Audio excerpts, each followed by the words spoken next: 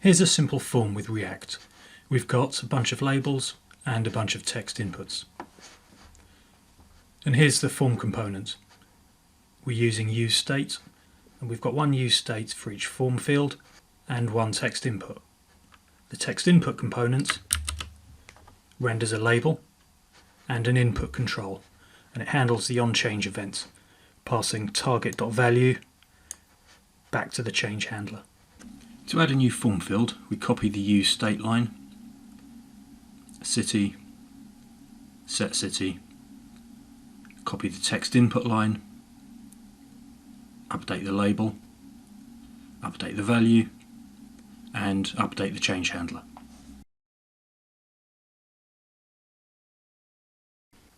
The problem with this is every time we want to add a new field to the form, we need one more useState and we need one more text input.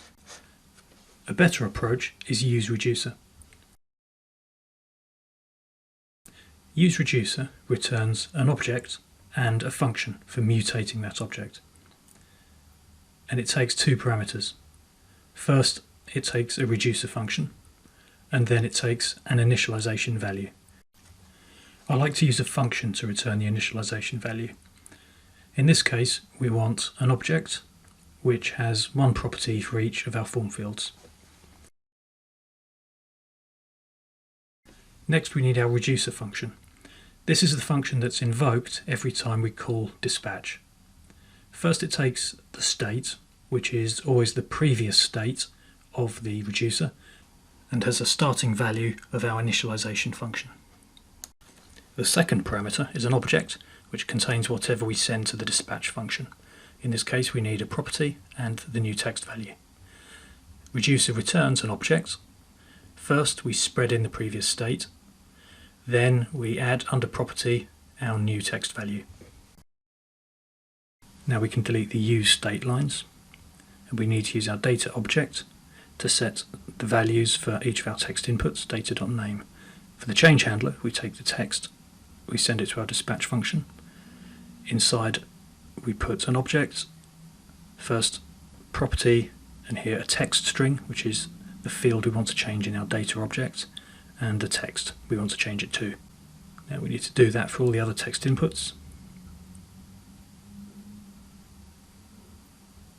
and update all the change handlers.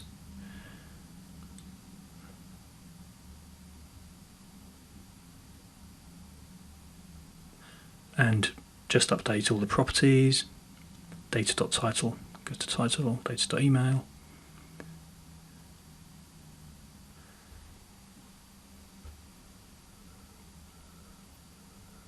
And our form still runs.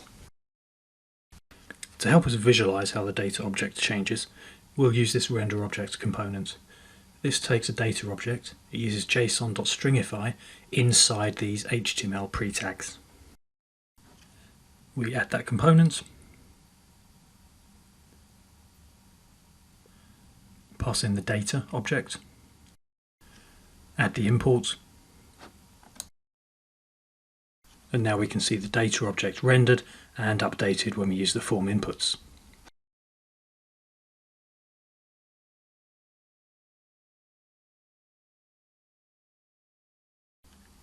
But the problem is we still need one text input for each property in our object. A better approach is to use our data object to generate the form. To do this, we can use the object.entries method. This takes an object and returns a nested array containing the property names and the values. We use map to destructure each row, taking the property and the value. We return a text input component. We add a key, which is the property name from the object. The label is the property name from the object. The value is the value of that property in the object.